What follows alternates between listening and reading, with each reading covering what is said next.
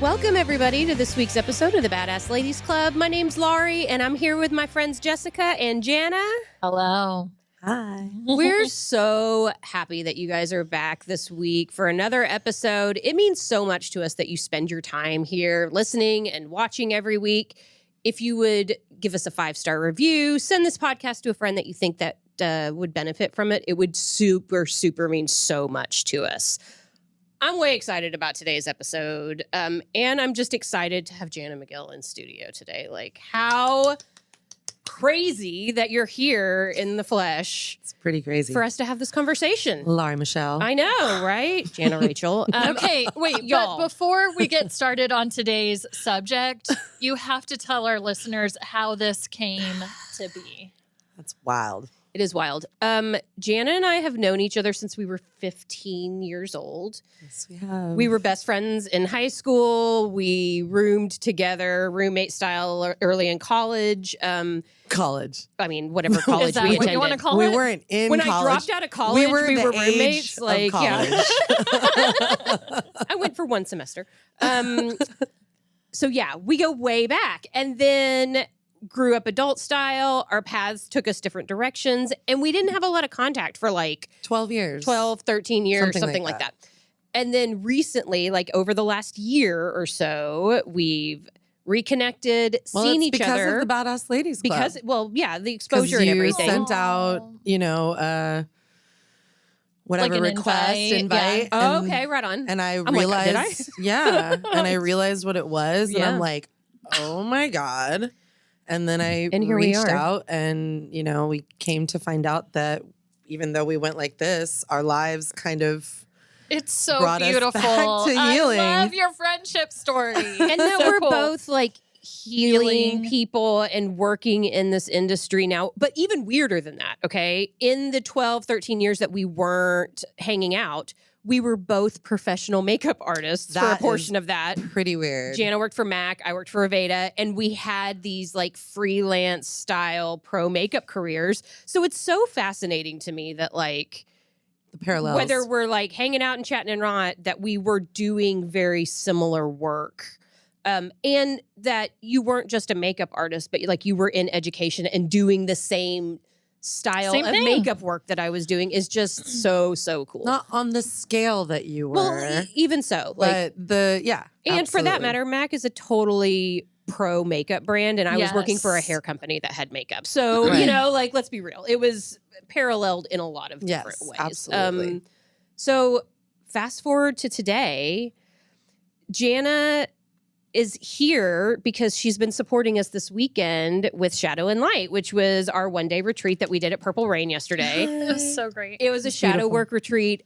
I am so proud of the work that we did yesterday, guys. Like, I can't say enough It was big about work, y'all. Yeah. how good it was for the people that joined us. But also, like, and we've always said this about Badassladies Club, we do this work because we need this work, right? And that it was so good to be present in that container. And I did so much of my own work as I was supporting other people in doing their work.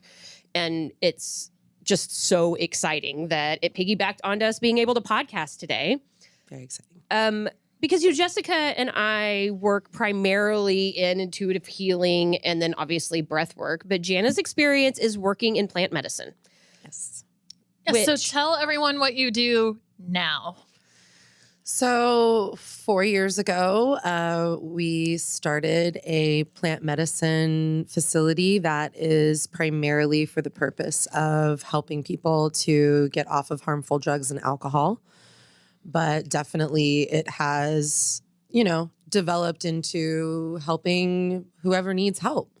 And definitely, of course, inevitably along the way, as you were just talking about, finding our own work and our own processes and, our own growth within that work and just having it all evolve in something that definitely is not anything I ever expected when I started this whole journey 4 years ago. I was floored when I realized that this is what you were doing. And I feel like it was like a conversation that we were having because I have limited experience with plant medicine, mainly like recreational. when Jana and I were living together in our 20s or whatever, you know, Lots like of recreational lots of use. recreational plant medicines. Well, my recreational plant medicine journey began with you, right. and Stephanie all those years ago. All those years ago. And so my understanding of the kinds of medicines that you're using in your work now, which maybe we should mention is like you work in Mexico. That's where you live. You're home visiting in the States. So where you live, all of these medicines are legal to use. And so there's this, I know so little about it that the time that we've been able to spend together and the things that you've been able to share with me about the kinds of medicines that you're using there and how they're administered and what they're good for is so fascinating that we had to talk about it on the podcast, because it is a modality and a method of healing that is starting to gain some traction in the States. And there are a few states that have legalized psilocybin, which we'll talk about. There's a lot of conversation about microdosing and how much that's helping people here. And then obviously marijuana is legal in a number of states for the time being. And people are using like ketamine for therapy. Right. Like there's a lot of conversation about plant medicine in the healing field. Yeah. And some of the medicines that you guys are working with, I had never even heard of before. And the work that they're doing is really, really powerful. So, I would love for you to tell us a little bit about, because you said your space is primarily focused on helping people overcome addiction of whatever sort, but like obviously substance addiction is primarily what you guys work with. Yeah. So let's talk a little bit about the medicines that you guys use. Well, the place where the journey began was Iboga, which is probably the least known plant medicine to most of the world. Iboga and its derivative, which is Ibogaine, which is what even people know more about than Iboga, because that is the delivery method that has been more widely worked with. But Ibogaine and Iboga is going to be this, some people will refer to it as like the father of all psychedelics. A lot of people will even say that it's the most powerful psychedelic known to man.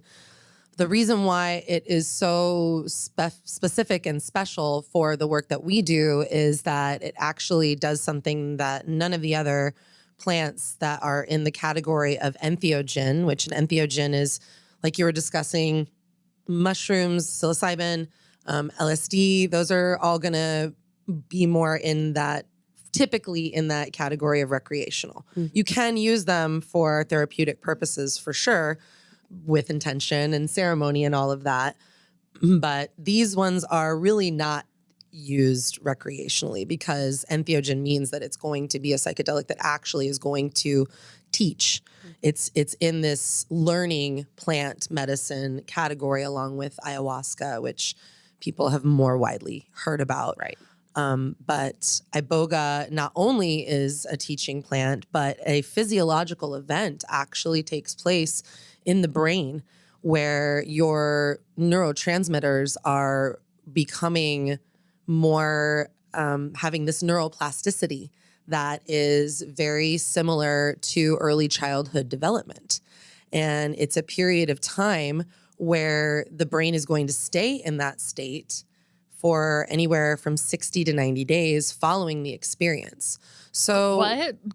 Yeah. I mean, that's what the center is for, though. Like, people stay with you throughout that process. Oh my God. Well, ideally, if I had my choice in the matter, I would have, and someday maybe we will have that protocol that, you know, somebody comes and they stay for the entire 3 months. Unfortunately, that's not realistic for most people's lives and you know, what they have going on at home.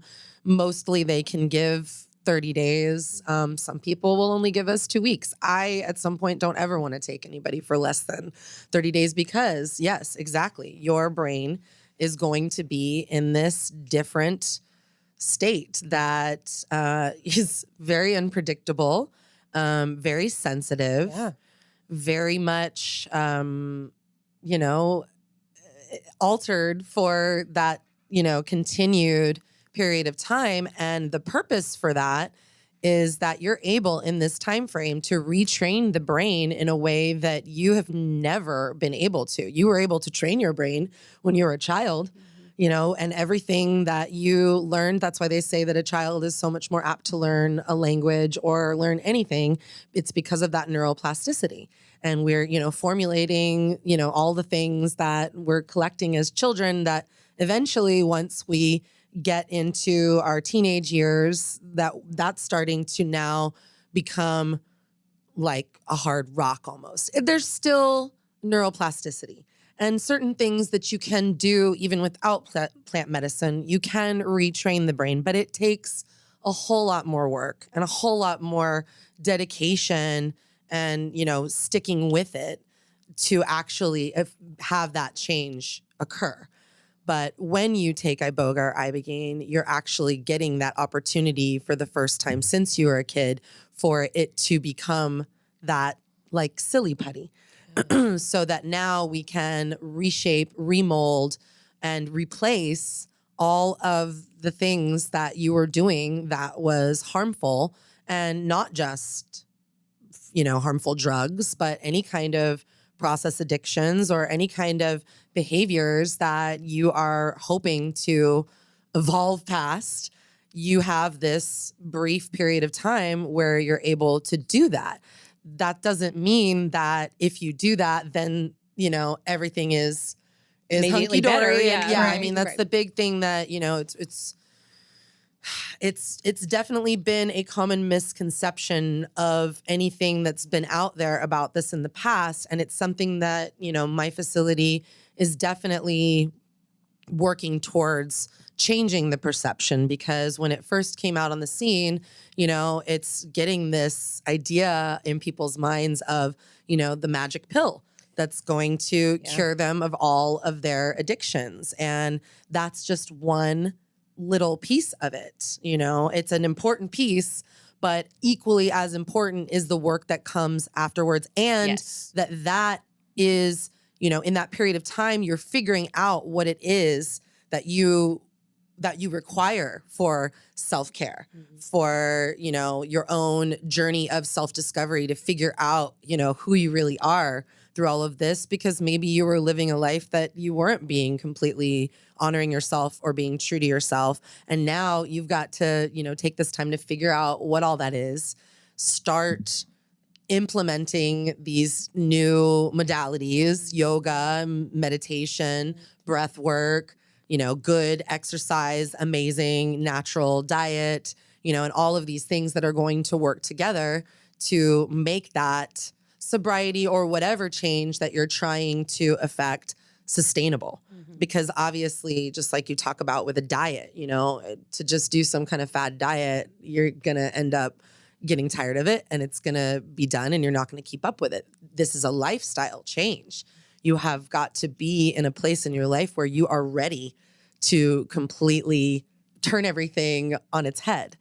You know, and so, but if you are able to do that, and if you are able to give yourself the time that is needed, I mean, it can absolutely course correct, you know, everything that you were journeying in the wrong direction for.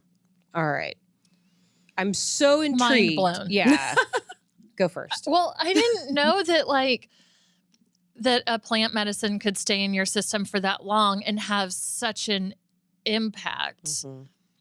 It would scare me not to have support through that 60 to 90 days. Well, here's what's amazing, actually. Like, if we talk about my own personal journey with this, you know, I was coming to Baja with my partner at the time, who we were getting him off of drugs. And his father was very supportive of us going on this journey together. The person that ran that particular facility was interested, even though this is not something that we do at all at my facility, in allowing a couple to come, you know, and work together. And I had done so little research of my own at this point. I did what I thought was enough, but not enough to know really, in the grand scheme of things, anything now that I know what I know now. And this place didn't really explain anything about the neuroplasticity that was going to come after. And me being someone that had always had a healthy interest in psychedelics. You know, I was like, well, sure, I've been through, you know, the Western idea of rehab with him, you know, sending him off to some place that I didn't know anything much about the people that were there or what they were actually doing on a day-to-day basis. And this time I had the opportunity. I definitely was curious about this most potent psychedelic known to man with all of the previous work with psychedelics that I had done, that I just wanted to know what was up with this. So, you know, I'm working for Mac at the time. I coordinated the whole thing for my 1 week paid vacation. That was absurd. Yeah. In case anybody's having any notions of that, don't do that. Yeah. You're not going to get it done in a week. Like, No. But yeah, I had my flood dose, my Ibogaine flood dose, which really quick, do let me quantify the difference between Iboga and Ibogaine. And the best analogy that I can give is because Ibogaine is this isolated alkaloid that is through a chemical process removed, isolated out from Iboga, and it is much more potent, just like you would have flower with cannabis, right, and then oils and waxes, and how much more potent those oils and waxes are from that original flower. Same kind of idea with Iboga versus Ibogaine. So Ibogaine being the thing that is more prevalently being explored with the people that are having this conversation now, is also much scarier, much more dangerous. You know, there's much more of a medical severity. There needs to be a medical staff in place that is going to monitor the entire process. And, you know, I had no clue about these things. So is what I'm hearing that you coordinated your 1 week paid vacation. Mm-hmm. You took this plant medicine that is serious. Mm-hmm. And then what? You went and then back I home? came back home. He stayed. It's absurd. He stayed because, you know, we already knew that he was going to be had on a long be there. process. Right. But I was there for 1 week. I had my flood dose on a Wednesday night. And by that following Wednesday, I was back working at Macy's at Mac. right. It was insane because I was way more altered than I could ever have imagined that I would have been. I had no idea that it was going to completely remove my filter. Yeah. And leave me in a place where working in, you know, customer service and retail. No. Oh, you're like, fuck this. I had no Yeah. more ability to tolerate stupidity or bitches. No. Yeah. Oh my God. I know how I am after breath work. Right? Where I'm like, Yo. yeah, no, I can't. Like, In the 2 months following my return, after almost 10 years of exemplary customer service, I had more write-ups and customer complaints than my entire career. And my manager and my regional manager had to sit me down and be like, Jana, what's going on? Who are you? And I'm like, well, I just went on this spiritual journey. Because I'm not going to tell them, you know, exactly what I did. Right. None of their business. And they're like, well, whatever it is, I'm going to need you to come back to earth. And I was like, okay. Meanwhile, at the same time, you know, I've struggled my whole life with, well, since my teenage years with bipolar. And my family is starting to see the warning signs of mania start to flare back up. And they're all like doing their usual in the past. And I mean, I had not been, I'd found a natural supplement that I had been on. That's a whole other show for you guys. right. That's a We whole should other do that conversation, one. yeah. But, you know, that was a natural supplement. I'll just go to put this out right here. Truehope.com. Yeah. If you are struggling with mental health, contact them. But my father found that, and you know, I started my journey with it. But at this point, I was like 7, 8, 9 years without any symptoms of my bipolar, of not depression or mania. I was balanced for all of that time. And now all of a sudden something like knocks something loose in my head, and my family's like, ah! You know, and I'm like, hold on, okay, wait a minute. Before you all like start thinking I need to be medicated again, even though it was natural supplements, I knew who I was and where I was at. And I believed that I could mind over matter that shit. And I did through the things that I had already learned, while I was in Baja. I, started to focus on meditation and figuring out different ways to ground myself. And through just working on myself in that way, I turned it around in a very quick period of time, enough for my parents to go, okay, all right, she's all right. But definitely I was no longer fit for, corporate world things at all. So Okay. I want to rewind. Mhm. I want to talk about Iboga and Ibogaine as far as how it's administered. Because one thing I love so much about what you're doing is that it's not there is a protocol that is, like you said, there's a medical staff, there's structure and safety and support, but it's also very ceremonial and has a lot of respect for where the medicine came from, and the way that it's Honoring the intended to be traditions. used is really important with intention. If people are Absolutely. going to receive the medicinal benefits of this, they couldn't just go to a hospital per se and have it and receive the same benefit as they would with the ceremonial benefit and working with the shaman. So let's talk a little bit about if you were going to come to your facility and somebody were going to receive this medicine, what does that ceremony look like? Well, it's really interesting that you asked that, because ceremonially we're in a state of evolution when it comes to Iboga, because unfortunately, a little over a year ago on Mother's Day, we lost our Bwiti. The Bwiti are the people in Gabon, in Africa, and in Abando that have been working with this medicine, cultivating it and sharing it for thousands of years.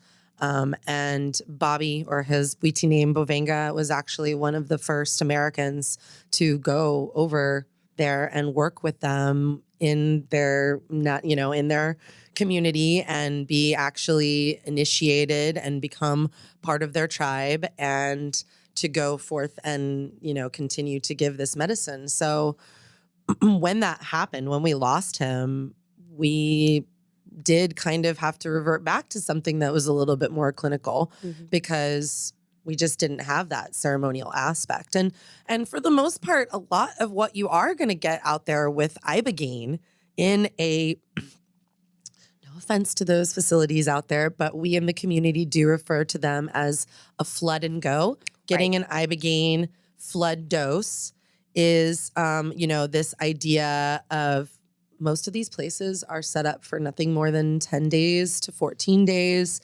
And while I have immense respect for what they're doing, because they are having that medical, piece of it in place as they should be, there is something in a lot of them lacking in the ceremonial aspects of it and in the tying to ancestral roots of it.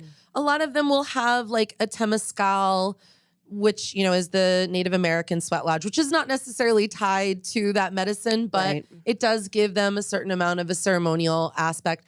Some people will play, the Bwiti music while they are going through their experience. And the Bwiti music itself is very, very much ingrained in the medicine. There are people that, and I've actually had an experience with this myself, when if you're on the medicine and you're hearing the music, you actually are able to see the people, within your psychedelic experience that are creating this music that you're hearing. And so certain aspects of it, because of the culture being so ingrained in the medicine itself, you're going to get no matter what. But predominantly what there is out there is not the ceremonial stuff. Right. And that's okay. The problem is more about the fact that they're not doing anything after the fact to follow up with The aftercare portion of it. Yeah. And there are people that can, have the discipline to go home and to create their own aftercare, and that's great and it will work. But that is the biggest thing that our facility is trying to change about the way that it is worked with, is that for us, we find that that part of it is just as important as the medicine itself. And then as far as the ceremonial stuff, well, you know, after Bobby passed away, like it was, my partner was the one that studied with him more. And, you know, he actually did a treatment with someone that was able to fly him out to Puerto Rico and, you know, have him take care of them there in-house, and was having Bobby direct him through every aspect of that treatment. And then when he came home, there was some more people that he was working with.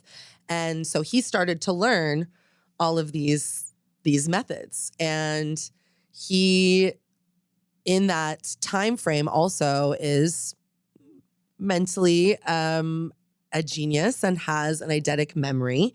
And so then he mixed what he was learning with all of his research abilities and the fact that he reads something once and he retains it. And so he actually perfected what we call with the Iboga, the low dose protocol, which is, as opposed to that flood dose that I had this one night, this is going to be using the Iboga, which is the pure form, and it is going to be this tapering process where they're tapering down off of the meds that are, you know, keeping them well. And this is with opiate addicts, because that's one thing that I didn't mention because I was keeping it more broad, but it was originally discovered for addiction specifically for opiate addicts because it does reset the opiate receptors along with that neuroplasticity. So we are going to be tapering them down off of their meds, and as we are doing that, ramping up the Iboga and eventually leading to a flood dose of Iboga. And then that's going to be their big experience. Well, my partner at that point was, you know, just doing the clinical steps of that with our 24-hour nurse care. And that was it. And for me, I felt that big gaping hole missing because Bobby was so ingrained in the ceremonial aspects of it, and everything that he did was ceremonial, you know, and that was a beautiful part of our program that was just now gone. And so I started to do what I could from the things that I was exposed to with Bobby to try to give as much of that for our clients as I could. So there's this, one of my favorite things is the ceremonial flower bath. So in the precursor to the ceremony itself is this cleansing ceremony where Bobby would just go buy flowers. But in our new location, we're surrounded by all these amazing different flowers, and we have eucalyptus trees and other things that I thought would be really cool to incorporate the clients in collecting all of that stuff. Because that's another aspect of the Bwiti culture is that they're a working tribe. Right. And the medicine itself actually, I mean, we're all snowflakes. So some people it's going to, you know, put them out and they are going to be in their bed and potentially even not sleeping for 4 or 5 days. That does happen for some people. Some people have no problem sleeping with it and it's absolutely fine.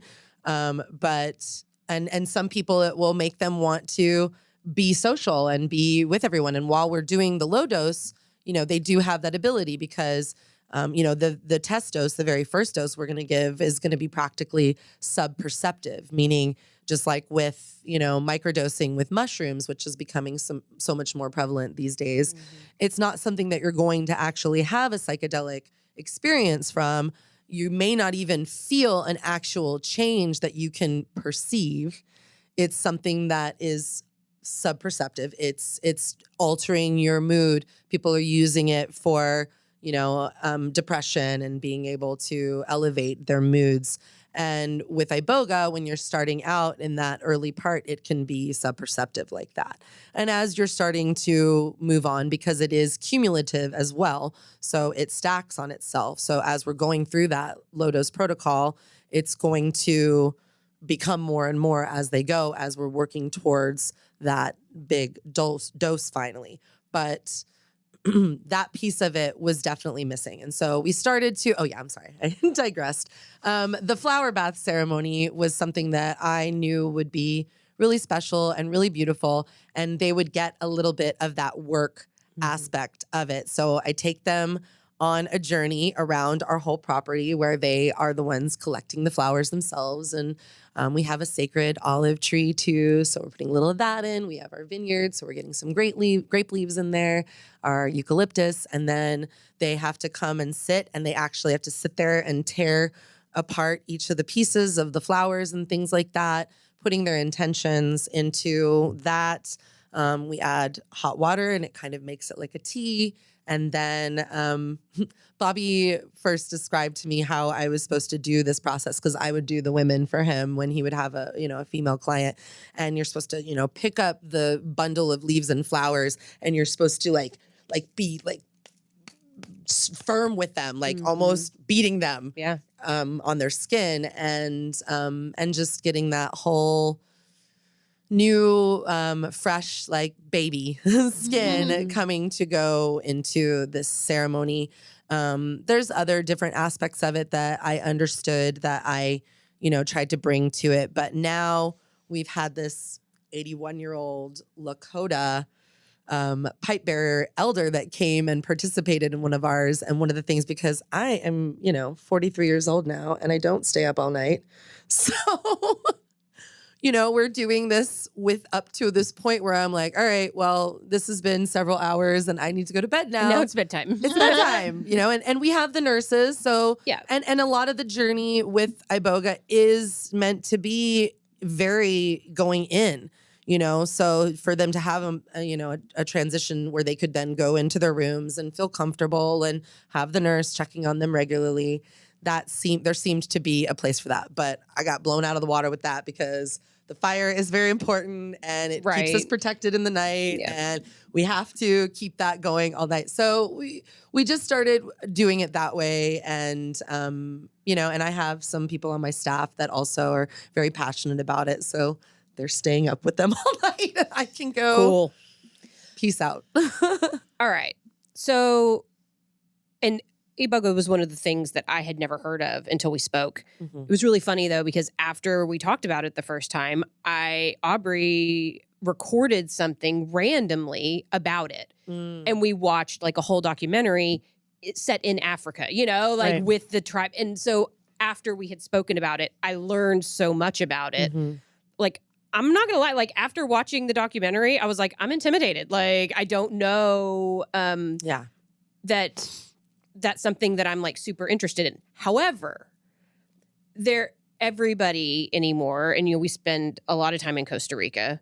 Ayahuasca is everywhere. In Costa Rica, okay? And even in the States, even though it's not legal, like I know several places you can go and receive ayahuasca here. One of my clients did ayahuasca somewhere. Yeah. I won't say where. I have never done ayahuasca.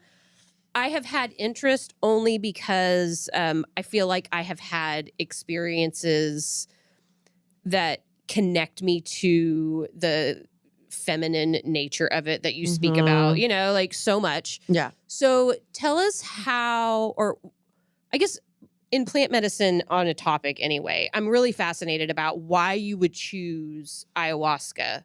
Like, what is it used for as opposed to Iboga, which sounds like it's primarily for opiate, use? Like how would ayahuasca differ from that?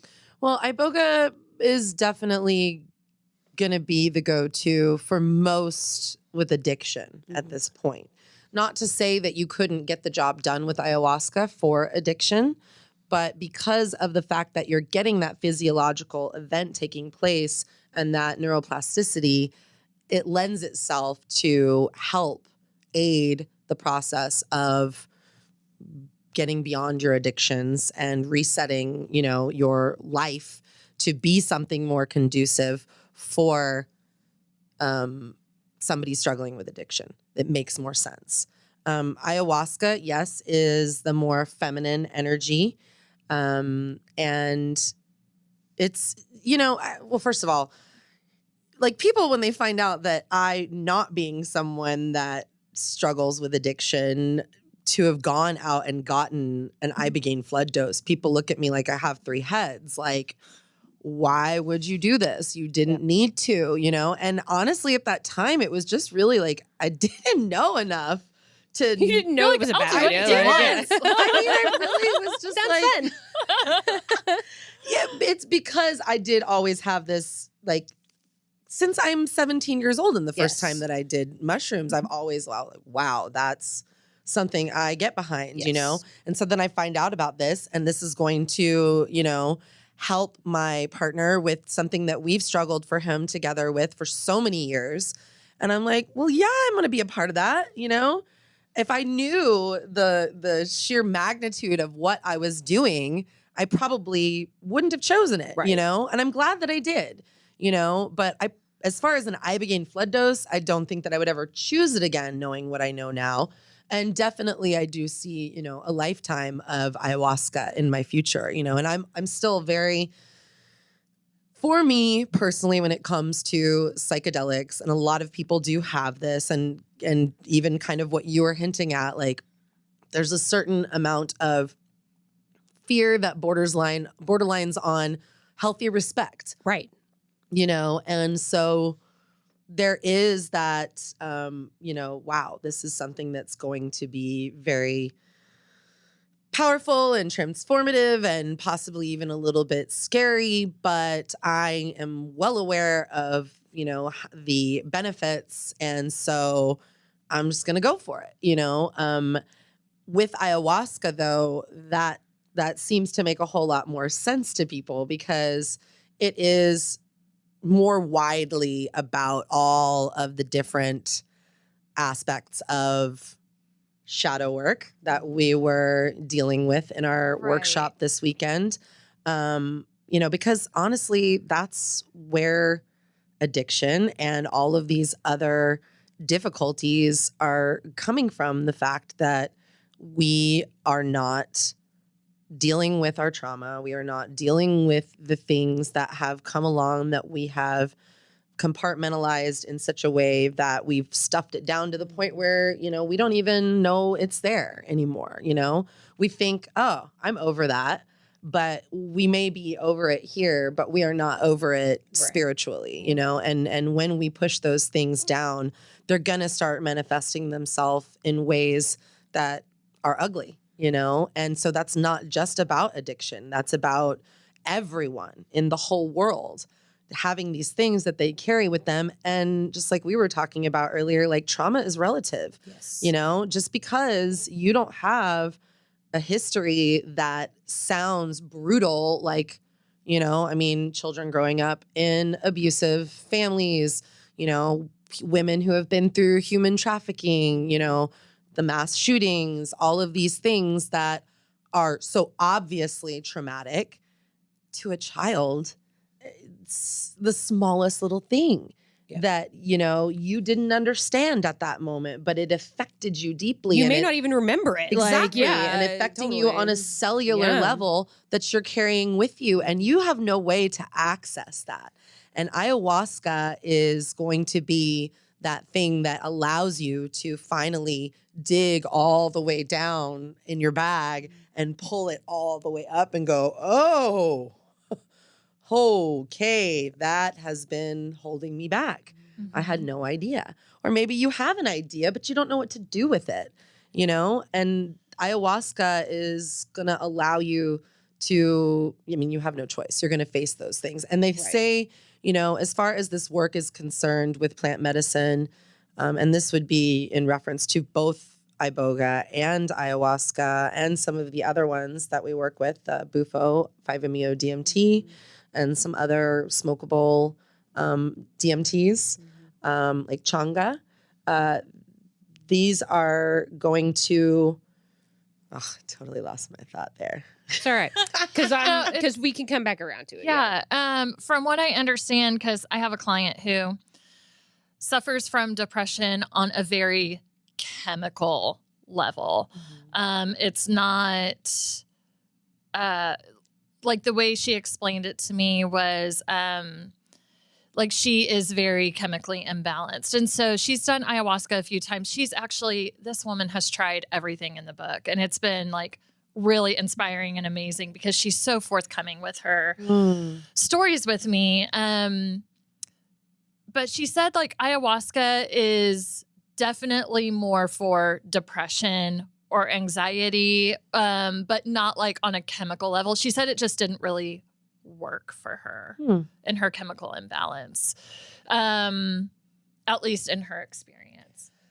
I mean, anyone I've ever spoken to outside of Jana, like before we started talking about the work that you're doing that had participated in ayahuasca, that was really into it, was so much more on this mother ayahuasca, mother nature, the core of the earth. I felt connected to all that is. Right. I More understand. of like a spiritual journey. It was a very, but a connected to nature spiritual journey. So it had implications for them where they felt like they had all of a sudden a purpose. They felt like they were empowered to, like have a reason to continue on, and so it was like in treating a depression or just like a loss of purpose. So many of us anymore, like your life isn't just here for you to make money and pay the electric bill and die, and that cycle for even people who don't have a chemical imbalance is fucking depressing, and that ayahuasca has helped them realize that there is more to life than this rat race that you're in all day, every day. Social construct is the word you're looking for 100%. there. That's the word. Yeah. And so the people I know that have benefited the most from an ayahuasca experience were people who really needed to connect to their authentic reason for being here on earth, which on a commercial social construct level, they will have you believe it is to participate in the commerce of life, right? When in actuality, you're supposed to just be. And you just being a human on this planet is why you're here, and that it is enough, and that ayahuasca supports your connection to being enough, just being.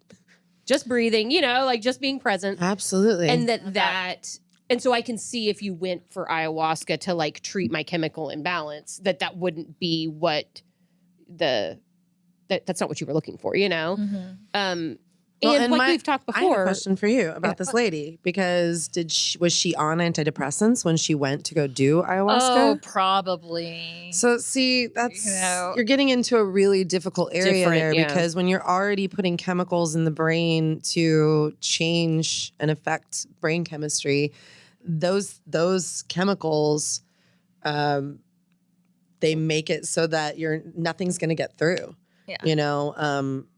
So I'm not at all surprised that she didn't have a deep, meaningful experience, because generally speaking, anybody that is going to come to do that work, we make sure that they're off of all of those meds. Gotcha. It's a counterindication. Okay, well, totally. that's good to know.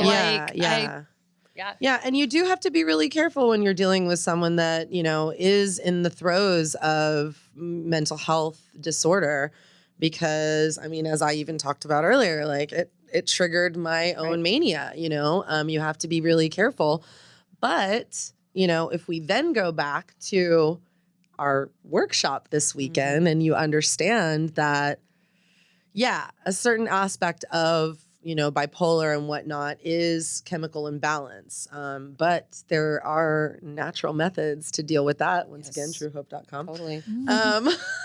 That, it's a gut issue, that stuff, and we can fix those things through diet and all of that. But the things that we are holding on to in our mental space, as far as depression, that really is going to be fixed by what you were talking about that ayahuasca does, which is, and as well as the 5-MeO-DMT, it is waking you up to your place in the universe and allowing you to see that things are not that social construct that you have perceived it to be your entire life. It is allowing you this brief moment to take a look behind the veil and see that there is so much more, and that if we are going to be people that are fully, evolved into our happy existence, which is what we are meant to be. Why we're here, yeah. We are not meant to be miserable going through our days, with all of these things of that social construct weighing us down and making us, yes, of course we're going to be affected mentally one way or another, but the more of that you're able to slough off and really start to see how little any of that actually matters, and allowing yourself the space to say, okay, whatever it is that I have down there that is dark and scary, I'm going to start working with those things. I'm going to start bringing them up to the surface, whether it's drug addiction or anything else, depression, all of those shadow work things that, we talked about yesterday. Every single one of those is going to be something that you can change if you start working on self-care, on your own self-discovery, and following what actually lights you up in life. If you have a job that's your job and you have no choice in the matter of, this is what I have to do right now to put food on the table. And if you are that person, then you should contact Laurie and the abundant creative Creative CEO. CEO. Let me help you out with that.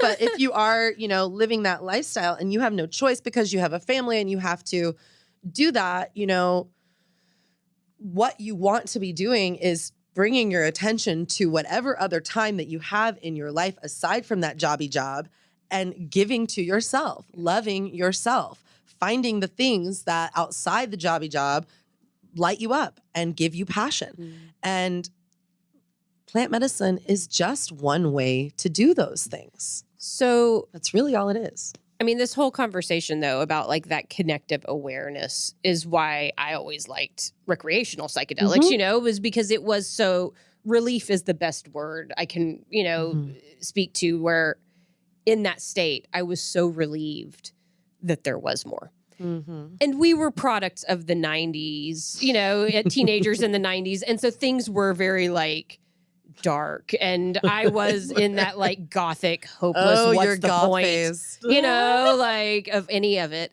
And I do remember like when we started doing psychedelics, mushrooms, like primarily, that it kind of broke me out of that like dark, hopeless, gothic phase that I was in, where I was like, oh no, the world is beautiful. Like, oh, I can see. Like, this was just really a spot that I was in, but not what I'm actually about.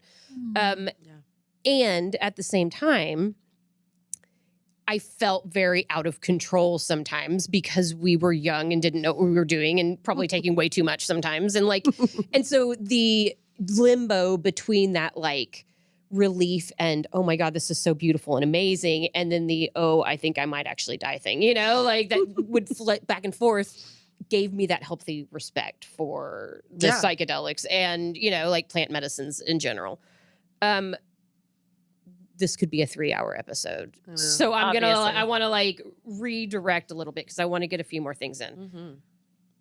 You also work with the Cambo, which is the toad venom. No, I'm backwards. Yeah, this is why I have you. That's the tree frog. The tree frog. And then there's, what's the toad? 5-MeO-DMT. Okay. Is the Bufo alvaris. Bufo, yeah. And then is there snake? There are people that are also working with snake venom. Okay. I do not know a whole lot Okay. about that, but it has a lot of healing. So these are properties. like other medicines that aren't plant medicines, but are derived from some of these, like reptile Natural friends, methods. that are used. And all of this, like I have that same very like surface level understanding of it, but also am really connected to the ceremonial and spiritual aspects of them. Like, I think that it's fascinating that there are so many different options. And what we've talked about so many times over this weekend anyway, is just that these are things that people have been using for centuries, like, and that the opportunity to bring that medicine to the mainstream, which is starting to happen on this like really loose basis, is a gift. It's not something that like Western culture has ever had the opportunity to peek into until the last 50 years or so, know? And so, and I feel like that about yoga.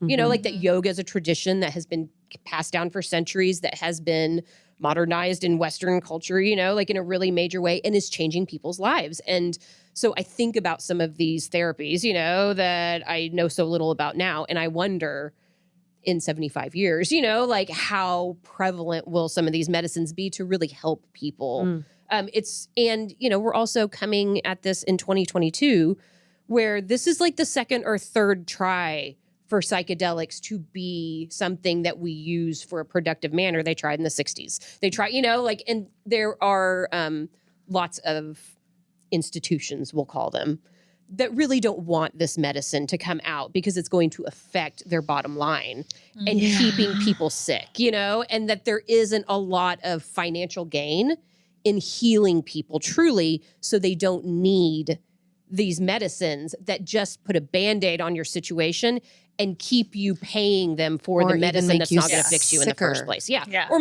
all of them make you sicker, like 100%. So it's not a conversation about that, but I do want to like lend some perspective to this idea that even people who did yoga, people used to laugh at and think it was weird and think it was never anything that was going to take traction. And now it's like so mainstream. One of the most profitable things that happens in America anymore.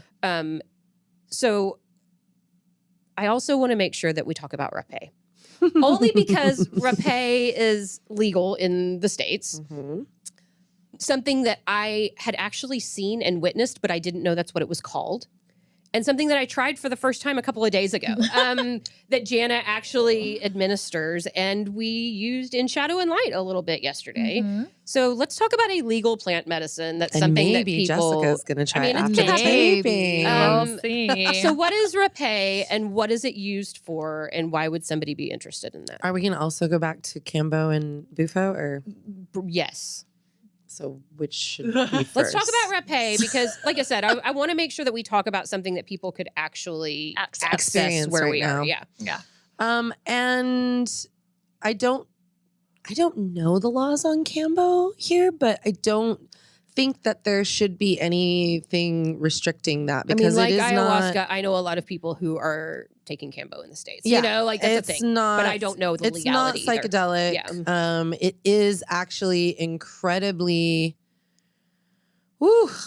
healing medicine. That the list of maladies that it can help with is staggering, and it's something that is applied topical to the skin after a thin layer is burned off, and it is taking a little bit of the secretion of the frog, and it is allowing it to seep into your bloodstream. And what happens is your body actually believes that you're dying for a second, which sounds scary. Yikes. But the person that's facilitating understands how to work with it, and they know exactly how long to keep it on there before they remove it once it's actually doing the work it's meant to do in your system. And what happens is your adrenal gland is going to expel all of the natural antibodies that your body is meant to put off when it thinks it's being poisoned. And it's those antibodies that are rushing all over your body, allowing, and you do purge on that one. It's not that fun, but it is, part of the process of getting all of these things that, beyond stomach bile that's in your stomach, and just getting everything out while you are also having these antibodies go all over your system. Anything from gastritis and arthritis can be treated this way. There are certain forms of cancer that can be I'm hesitant to say the word cure, but people have had it's happened results from using this medicine, even HIV and some of those symptoms. And the list is really, really long. So definitely. This says that Cambo is legal in the United States, but not regulated by the FDA or any other health organization. That makes sense because they don't really know what it is or what to do with it. Right. And that's fine. And definitely I implore anybody watching your show absolutely anybody that feels that there is something physical health-wise that they are struggling with to research this medicine because it's Cambo with a K. Kambo, and it can totally change your life. and help you with these medical issues. And like I said, I don't know a whole lot about the snake venom, but it is in that same category of how it works. And Bufo definitely is something that I hope that more people start to understand and work with, because that is the one that, I don't care who you are. If you're somebody that's looking to understand more about your place in the universe and how it all works and how it all fits together, that's the one, Bufo's the one, it's not this long commitment. I mean, there's definitely place for all of it. But ayahuasca is a bigger commitment, as far as the time and everything. But Bufo is a very short acting psychedelic. It is kind of like jumping off a cliff, it happens very quickly. It's probably the one that I have the most personal fear for, because it does happen so fast. But it's also been the most profound as far as my personal journey and understanding my own personal place in the universe. Yeah, this says that Bufo is illegal in the United States. Yeah. But used to heal for centuries. Yeah. Centuries. Absolutely. So then I know Laurie wanted to talk about rapé. So I just wanted to make sure that I want all, because this is the other part, right? Like, I don't know that I collectively even understood there were this many, and I'm sure way more than Never we'll talk even about, heard of all these. Okay. San Pedro, mescaline. all Keep going. of it. But let's talk about rapé. Rapé. So rapé is another one that is not psychedelic, but it is plant medicine for sure. And definitely something that can be used for medical health purposes. But it is a Mapacho Tobacco is the tobacco leaf that is used in the Amazon most prevalently with the Shipibo and the other indigenous people that have been cultivating and administering ayahuasca for years. And it is used in a very ceremonial way. It's not just like a cigarette. It's, it's this ceremonial sacred tobacco that is actually also not only smoked, but it's used to cleanse, just like you would with sage or Palo Santo. There's definitely cleansing ceremonies where, they're smoking it, but they're actually blowing it on the person's, different areas that they're trying to cleanse. But when it comes to rapé, it's being burnt into an ash, ground down into a fine powder that then is mixed with, a myriad of Many different things, kinds of other healing plants that, the sky is the limit, people, with the things in nature that are out there to heal you, and things that I myself have not even scratched the surface with. But we're talking about anything from, the obvious like serotonin boosting things. Some of them even do contain a certain amount of DMT, but some of them literally are just going to be more about like opening up the nasal passage. There's ones that are antibacterial. There's ones that are antiviral. There's ones that are anti-inflammatory even, it's incredible. And just like you were saying, this is something that they've been using for thousands and thousands of years, but they've only been just in the last 50 years allowing outsiders to come in and learn these medicines, train with these medicines, and then also start to bring them out and bring them to these other parts of the world and, the West and, the United States. But the idea of what you're really doing in the moment that you're administering this, besides all of these amazing health aspects that it can contain, is it is a very grounding medicine. Whereas all of these other plant medicines, we're obviously exploring the third eye a lot more. They're cosmic. Yeah. We're going up into the stratosphere, right? And there are certain different combinations that will have a little bit more of a third eye space. But typically what it is being used for is more root chakra. It is grounding. It is something that you're going to use up ahead of something else ceremonial. We use it for our temazcal.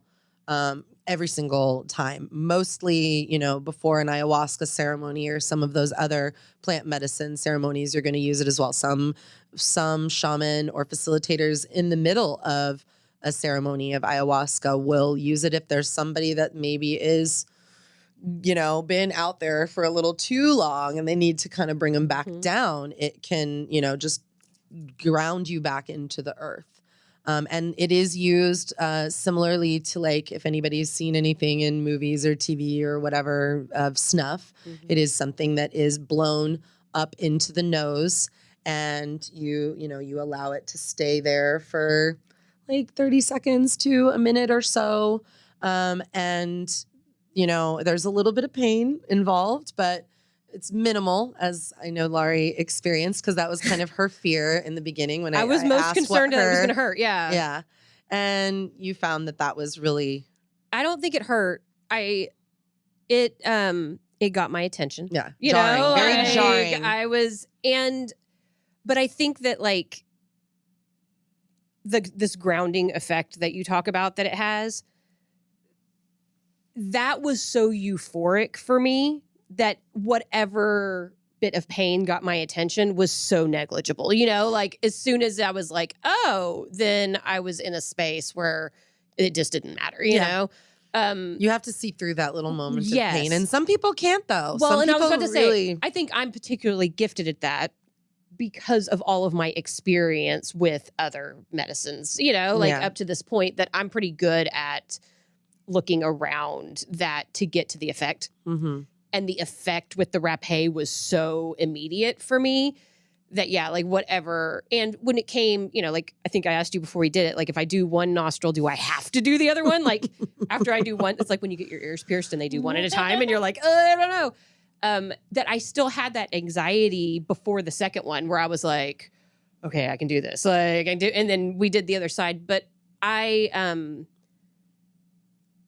was fascinated by how quickly I went into this state of, it was a meditative state, really is the best way I could explain it to somebody who hasn't used plant medicines before. And you really are not a good person to talk about it, though, because as was established, it affected Laurie like, deeply. Laurie is a very sensitive channel. But it also, like, when I say that, you almost make it sound like it was bad. Like, it wasn't bad. It was wonderful. It affected me really deeply. In a beautiful way. In a super beautiful way.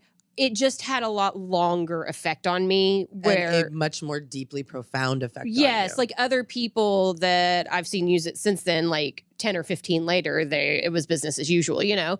And mine was more like an hour. Laurie's plus, you know? in outer space for an hour. But then the rest of the night, she was just definitely affected. Laurie, when you sent me that Marco Polo, I was like, what is happening? I was altered. What is wrong? It was so funny, but also I need to see that. I did that too. But and to say that Jana did administer rapé on a couple of our guests yesterday before our breathwork meditation, one of them having done breathwork multiple times, the other, it was their first time to do breathwork. Right. So it was a really interesting dynamic there, and they were a couple, so cute, and they had a regular response they to had the a totally medicine. normal experience. Laurie's always had like active response. I just an thought overachiever. that it was very interesting.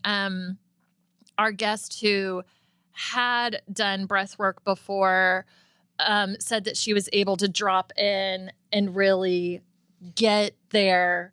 She easier. went into a state faster, she felt like, because of the rapé experience. And she said she'd do it again. But the interesting thing about her as well, because I feel like she and I are very similar about like how delicate we are and sensitive to, you know, like that in general. She had a reverse effect where she was like, I went up, you know, where I was like, I went down, you know, like, and then I went up. But that, so. Well, that just goes back to us all being snowflakes. I say that on a regular basis. Yeah. And that watching it, like I had received it, but I obviously didn't see myself receive it, you know? Right. But watching our guests yesterday receive it was such a beautiful experience for me, you know, like holding that space for them. Yeah, it was really powerful. And it's why I love intuitive healing. And it's why I love breath work, is because I love to be present and hold space with people when they get to these places that are so real. Yeah. And even for our guests that had never done breath work or plant medicine, like for that matter, like it's just such a beautiful space that you go to. And it is so soothing and safe. And he felt that it definitely opened him up. Yes. And which I think that is a beautiful way to describe it. It made him ready for whatever was going to come next, which is why we use it for all of these different, ceremonies ahead of them. And one of the things I definitely, if we're going to be on the subject of rapé, that I feel like it is my duty for, my work and what I do. And we deal with, obviously with addiction, we deal with a lot of people struggling with anxiety, but that's definitely not a difficulty that is exclusive to people with addiction. Right. There is such a huge, huge epidemic of anxiety in the world. And I think it's really interesting that we paired for this weekend breath work with rapé, because both of those are referred to in many different aspects as nature's benzo. Yeah. Because with breath work, I mean, it's amazing the places that you can get to with being able to calm the mind down. And it's the same thing with rapé. It's like, when you're using it ceremonially, it's very different than if you're encountering someone who is in the throes of a panic attack, in full-blown anxiety, and you administer this medicine to them. I see that. Literally immediately knocks just it. Yeah. stops all of that chaos and racing thoughts. Yes. So I do want to put that out there for anyone that is struggling with this. And it's legal in the United States. Right. And so you can do this. I can do think order that this. For anybody who might be, like nervous about using a plant medicine, that rapé, being a base of tobacco, sounds very passive and something not so intimidating. It's a good little baby step right. in. It's a step where you're like, oh, okay, like I can get into that. Yeah. I am so happy that we did this and just talked about this and brought it out into the world, because plant medicine and plants in general are here for so many reasons. Like even if you're not talking about a psychedelic experience or working with it in addiction, like my plants save my life on the daily, and having a connection to the earth and the dirt, and even the fact that they're all dead and crusty right now from 105-degree heat for weeks on end, like that there is this really therapeutic benefit to working with the gifts that the earth gives us. And so it's no surprise to me that it's being used in these ways that are so powerful for people. So. On a multitude of levels. And I know that we're wrapping up, but if that's what's happening, then I definitely want to make sure that I do put forth this message even more deeply, which is that, first of all, plant medicine is not just for people struggling with addiction. It's not just for somebody who's ready to go on some unbelievable walkabout journey in a foreign country and, completely like in this new spiritual awakening moment. Like there's a spectrum. There's a spectrum of just with anything just about of use and ways to apply, that can really be life-changing for people. And it doesn't have to be, gosh, there's so much depression that is just racking, the world and definitely in the States. And to understand, like, forget about all this stuff that I'm doing out in Baja, like psilocybin is just about everywhere at this point, even if it's in a state that's not legal, and it can be acquired.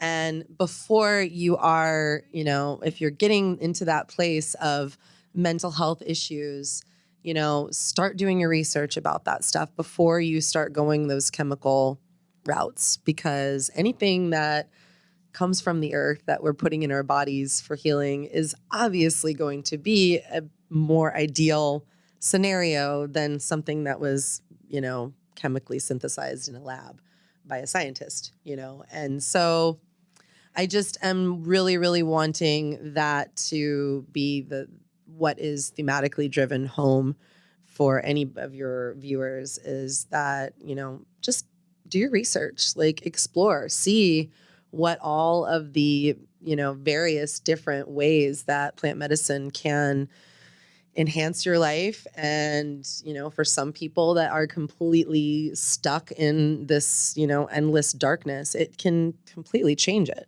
for the better. Yeah. So go look into it. Check it out.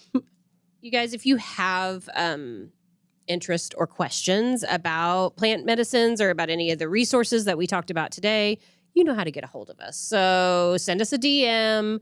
Send this episode to somebody that you think may benefit from it, anybody that you know that's struggling. We love you so, so much. Have an awesome week, and we'll see you next week. Thank you.